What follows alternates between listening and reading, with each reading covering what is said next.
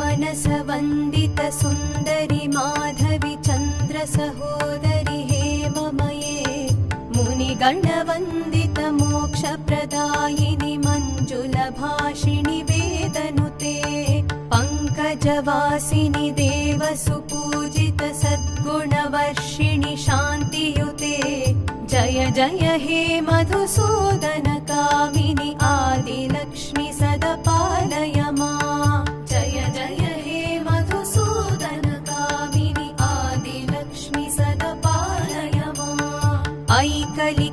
ऐकलिकल्मषनाशिनि कामिनि वैदिकरूपिणि वेदमये क्षीरसमुद्भव मङ्गलरूपिणि मन्त्रनिवासिनि मन्त्रनुते मङ्गलदायिनि अम्बुजवासिनि देवगणाश्रितपादयुते जय जय हे मधुसूदन कामिनि धान्यलक्ष्मि सदपालय माम् जय जय हे मधुसूदन कामिनि धान्यलक्ष्मि सदपालय माम् जय वरवर्णिनि वैष्णवि भार्गवि मन्त्रस्वरूपिणि मन्त्रमये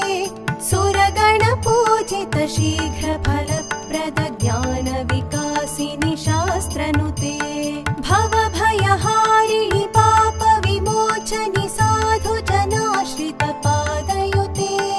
जय जय हे मधुसूदन कामिनि धैर्यलक्ष्मि सदपालय माम् जय जय हे मधुसूदन कामिनि धैर्यलक्ष्मि सदपालय माम् जय जय दुर्गतिनाशिनि कामिनि सर्वफलप्रद शास्त्रमये रथगजतुरगपदादि समावृत परिजन मण्डित लोकनुते हरिहर ब्रह्म सुपूजित सेवित ताप निवारण पादयुते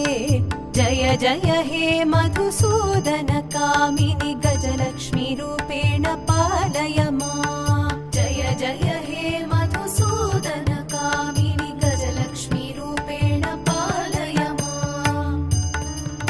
ऐखगवाहिनि मोहिनि चक्रिणि रागविवर्धिनि ज्ञानमये गुणगणवारिधि लोकहितैषिणि स्वरसप्तभूषित गाननुते सकलसुरासुर देव मुनीश्वर मानव वन्दित पादयुते जय जय हे मधुसूदन कामिनि सन्तानलक्ष्मि सदपालय